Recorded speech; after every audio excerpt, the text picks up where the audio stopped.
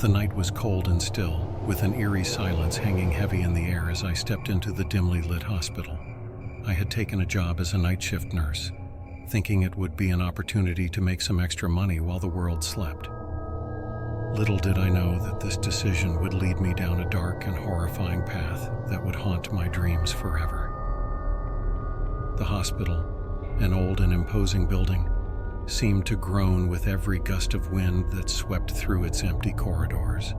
The flickering fluorescent lights cast long, distorted shadows on the peeling walls, creating an unsettling atmosphere.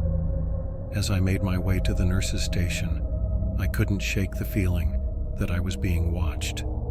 The first few hours of my shift passed without incident. I checked on the few patients who were still lingering in their beds, their faces pale and drawn. The hospital was a quiet place at night, but the silence was far from comforting. It was as if the building itself held its breath, waiting for something to happen. As the clock ticked closer to midnight, a sense of unease settled over me. I tried to shake off the feeling, attributing it to the unfamiliarity of my surroundings. But deep down, I knew something was off. The air in the hospital grew colder, and a distant sound echoed through the empty halls, a soft, rhythmic tapping that sent shivers down my spine. I decided to investigate the source of the noise, my footsteps echoing in the empty corridors. The tapping grew louder, guiding me through a labyrinth of deserted hallways.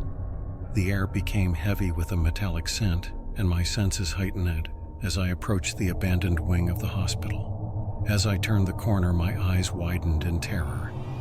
In front of me stood a figure hunched over and clad in a tattered hospital gown. Its back was turned to me, but I could see its shoulders twitching with each deliberate tap on the floor. The sound was a sickening mix of bone against tile, a grotesque rhythm that echoed through the silent halls. "Hello?" I called out, my voice barely more than a whisper. The figure didn't respond, its movements becoming more erratic. I took a step closer, my heart pounding in my chest. The tapping continued, now accompanied by a low, guttural growl that sent shivers down my spine. Suddenly, the figure turned towards me, revealing a face twisted in agony. Its eyes were vacant, hollow sockets that seemed to pierce through the darkness. The creature's mouth hung open, emitting a sound that was a cross between a scream and a gurgle. I stumbled backward, my mind struggling to comprehend the horror before me. Without warning, the creature lunged at me, its movements jerky and unnatural. I barely had time to react, my instincts kicking in as I dodged its outstretched arms. The air was filled with the stench of decay, and I could feel the creature's cold breath on my neck as it pursued me through the maze-like corridors. As I ran, panic coursing through my veins, I stumbled upon a room bathed in flickering candlelight.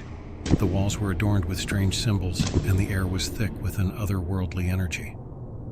In the center of the room, a circle of salt surrounded a makeshift altar, upon which lay a weathered book bound in human skin. Desperation gripped me as I frantically scanned the pages, searching for answers.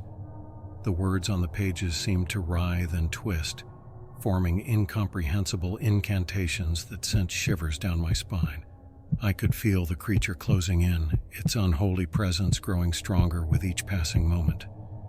In a final act of desperation, I recited an incantation from the accursed book.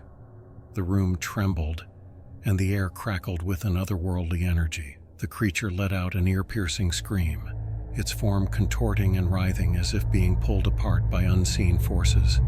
And then, with a blinding flash of light, it was gone. I stood in the dimly lit room, panting and covered in a cold sweat. The hospital, once filled with an oppressive silence, now seemed to exhale as if relieved of a heavy burden. The symbols on the walls faded, and the air no longer held the stench of decay. In the days that followed, I tried to convince myself that it was all a hallucination, a product of exhaustion and an overactive imagination.